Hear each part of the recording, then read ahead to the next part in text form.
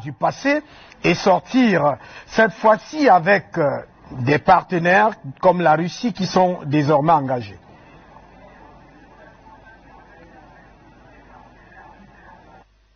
Kindi, merci à tous nos téléspectateurs, bonsoir. Donc vous avez raison parce qu'il y a des jeux de puissance.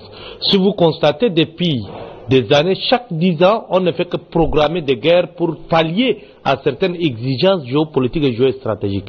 On a eu 1991, 2001, 2011, vous savez tout ce qui s'est passé. Aujourd'hui, ce qui se passe, c'est quoi? Beaucoup d'États et beaucoup de nos frères africains ne sont pas conscients. Ce qui se passe en République centrafricaine, comme a dit l'un de nos panélistes, c'est un test. En réalité, ce n'est même pas la Centrafrique qu'on cherche. Si vous constatez bien qu'en 2020, beaucoup de ces États géostratégiquement émancipés, victimes de Covid comme tous d'autres pays du monde, donc ils ont beaucoup perdu de ressources. Et pour pallier à ça, pour récupérer ça, il faut encore d'autres théâtres d'opération. C'est pourquoi vous voyez aujourd'hui en République centrafricaine, on a commencé. Mais, si aujourd'hui Bozizé se retrouve en Ouganda, ce n'est pas par hasard. Les forces de Joseph Kony, jusque-là, ils sont dans les forêts, frontaliers avec la République centrafricaine pendant des années. Personne ne les a trouvés. Aujourd'hui, vous constatez en République centrale, les rebelles qui étaient avant vers le nord, aujourd'hui se trouvent vers les frontières camerounaises. Moi, j'ai dit, comme l'autre fois, aujourd'hui, le Cameroun a un 4e front. Et ce front, en réalité, c'est quoi? Nous, on n'est pas là pour réfléchir souvent. Il y a le Cameroun qui est là. La République centrafricaine, c'est le moyen faible. Mais la vision, ce n'est ni la République centrafricaine, ni le Tchad de l'autre côté. Mais c'est le Cameroun et la Guinée équatoriale. Si vous contrôlez le Cameroun et la Guinée équatoriale, vous contrôlez les ressources du Tchad, les ressources de la République centrafricaine, le Gabon et la Guinée équatoriale en même temps. Donc ça va être un champ de richesses où beaucoup vont combler leur vide qu'ils ont connu pendant cette année de Covid. C'est pourquoi toutes ces puissances sont liées vers l'Afrique centrale. Et l'expérimentation, c'est en République centrafricaine.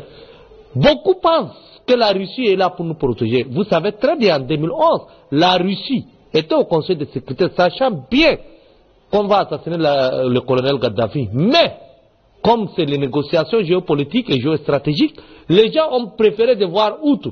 Qui vous dit qu'aujourd'hui, si la France négocie pour donner d'autres importants jeux stratégiques à la Russie, elle ne va pas lâcher la République centrafricaine. Même si la Russie ne lâche pas la République centrafricaine, qu'est-ce que nous, on a prévu en Afrique centrale?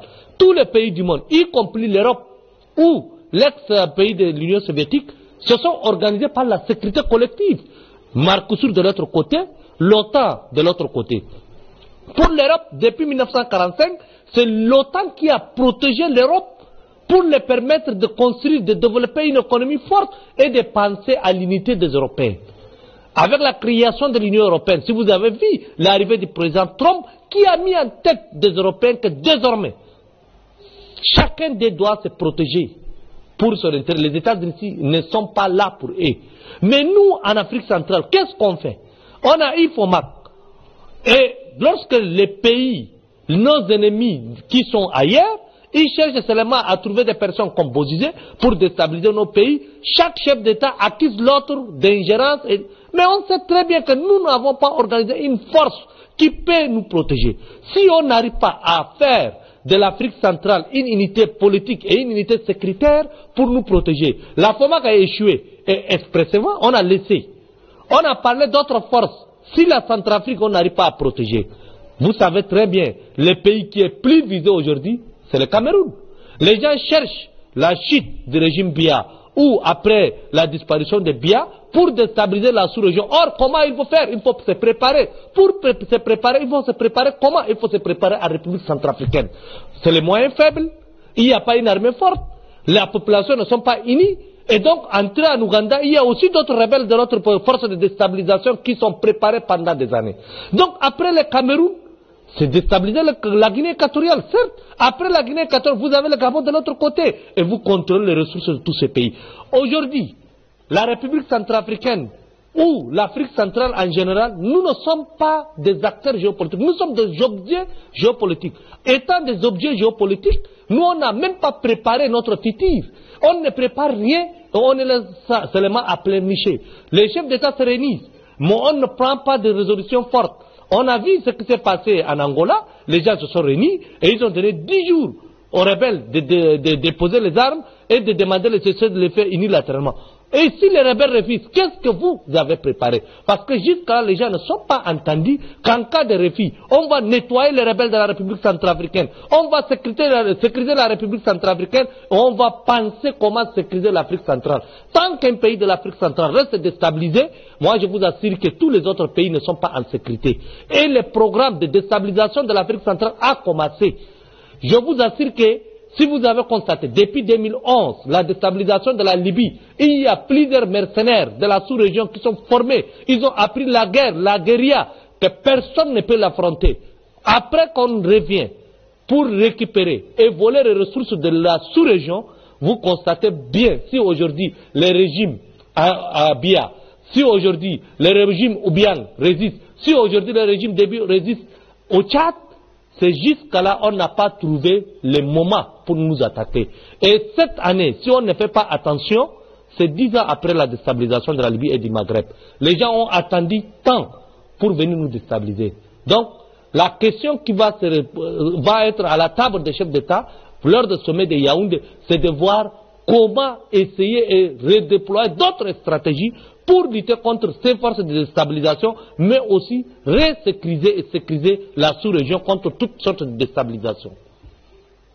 Si M. Hamad Haroun Lari, je dois dire que vous avez mis les pieds là de manière pratique dans le plat. Je veux revenir à vous là-bas au Tchad avec Mahamad Madi Moussa aussi. Alors, André Christelle Fanga, je voudrais qu'on approfondisse la position et des positions claires que vient de donner Hamad Haroun Lari.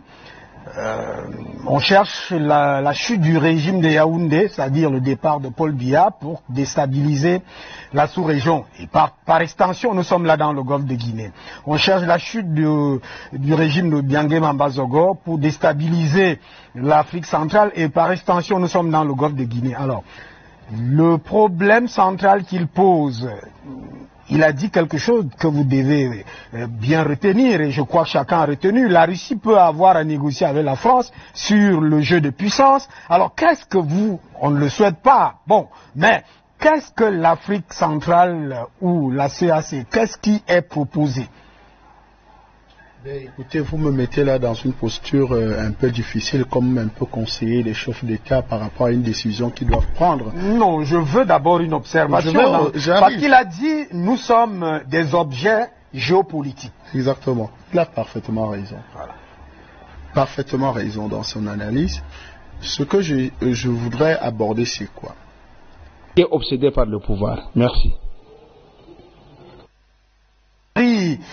Hamad, vous avez été très très pratique tout à l'heure. Vous avez d'ailleurs lancé le débat dans plusieurs aspects. Alors, la mobilisation populaire, la conscientisation populaire, elle aussi nécessaire par rapport à tout ce que vous avez dit, c'est-à-dire qu'on est des objets géopolitiques, il n'y a pas de force, il n'y a pas de réponse, mais quand même, vous ne trouvez pas que les peuples doivent aussi se mobiliser, y compris vous-même? Y compris vous-même. C'est une fierté d'être tchadien. Si vous constatez aujourd'hui, c'est le 2 février 2021. Il y a déjà 13 ans que les derniers rebelles ont attaqué N'Djamena et ils sont repartis. Dès lors, depuis 2008, le maréchal du Tchad a investi l'argent du trésor tchadien pour l'achat des armements, pour la sécurisation du territoire. Il y a eu les forces européennes qui étaient stationnées vers le Darfour, mais à un moment donné, le maréchal du Tchad a dit non, quittez le Tchad, nous on va sécuriser notre pays, vous ne pouvez même pas vous protéger, vous foutez d'ici. Et donc dès lors, le Tchad et le Soudan, en plus de la République centrafricaine, ont mis en place une force mixte pour sécuriser les frontières. Pour vous rappeler, le Darfour est plus grand que le Cameroun et d'autres pays. Le Darfour c'est 4900 quelques kilomètres carrés. Donc, depuis 2008 jusqu'à nos jours, la sécurisation des frontières a permis à une reconstruction de l'armée tchadienne et ce qui a permis au Tchad d'intervenir à 3000 km de son territoire jusqu'au Mali pour libérer le peuple malien en 2013 et pour entrer aider le Cameroun à bouter de Boko Haram pour ne pas laisser Boko Haram entrer au Cameroun et sauver les frères nigérians de l'autre côté, au-dessus du territoire nigérien. Donc moi j'ai dit, les autres doivent prendre l'exemple du Tchad. Si on parle de sécurité collective, moi je dis toujours, et je reviens sur ceux qui disent, si le casse de votre voisin brille, ça va vous atteindre. Au Tchad, nous on est opté pour aider les autres pays et pour sécuriser les autres pays de la sous-région, pour ne pas laisser les pays où l'Afrique centrale se brûler. Aujourd'hui, moi, comme tout autre Africain, et surtout de l'Afrique centrale, nous devons être conscients, parce que la conscientisation, ça passe grâce à Afrique Média et grâce à d'autres chaînes panafricaines. Et donc, ce que nous, on pense, que les peuples doivent s'unir et penser et repenser l'avenir de notre sous-région, parce que nous sommes riches, nous sommes convoités, comme nous sommes convoités, personne n'est avec nous. Si aujourd'hui, je dis que la Russie, c'est un partenaire, oui, profitons, mais n'oubliez pas que la Russie, non seulement avec la Libye, mais il faut se rappeler avec l'Égypte, n'en sait rien. Comment la Russie a fait pour laisser l'Égypte avec l'Israël, et on connaît l'histoire. Et donc moi je dis, si vous ne vous protégez pas, si vous ne vous aimez pas, si vous ne vous unissez pas, personne ne vient vous aider, et nous devons être des victimes collatérales de la géopolitique. Et leurs peuples veulent trouver des ressources. Nous on a les ressources, mais nous ne projetons pas. Tant que vous n'avez pas la sécurité, vous ne pouvez ni avoir le soft power, ni avoir le développement économique, ni avoir une pensée géopolitique et géostratégique pour concurrencer les autres. On a vu comment le golfe de Guinée est convoité jusqu'à nos jours. Non seulement le golfe d'Aden de l'autre côté, nous sommes là, mais quelle force africaine qui peut faire face à ces navires qui sont stationnés à la porte du golfe de Guinée? Donc, prenons conscience ensemble pour la paix et la stabilité de la sous-région. Je vous remercie. C'est moi qui vous remercie avec beaucoup de brillance ce soir. Ahmad Haroun Lari et Moussa Mahamad Mahdi, vous étiez deux au Tchad, faut-il encore le préciser. Merci pour vos contributions. Luc Michel était à Bruxelles, Fabrice Béor à Moscou en Russie. Sur ce plateau, Cyril Tchassep était avec nous, Maître Javier Momo, Monsieur Simo, André Christelle Fanga. Je voulais juste dire un petit mot. L'Afrique est comme cette jeune fille qui est encore pubère. C'est à elle de mettre un code dans son téléphone. Merci. Peut-être que ce code-là doit être très activement fabriqué et qui doit être secret.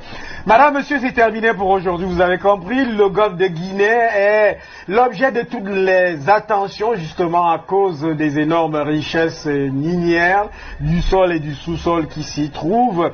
La bataille des puissances est rude, mais en réalité, il y a des enjeux qui sont très très importants, des enjeux pour les pays africains, notamment la sous-région Afrique centrale, la CEAC.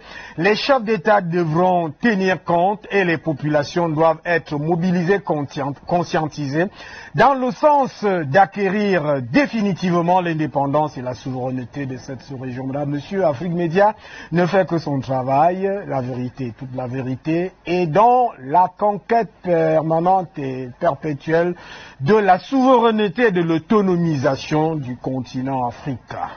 Madame, salut, monsieur, bonsoir.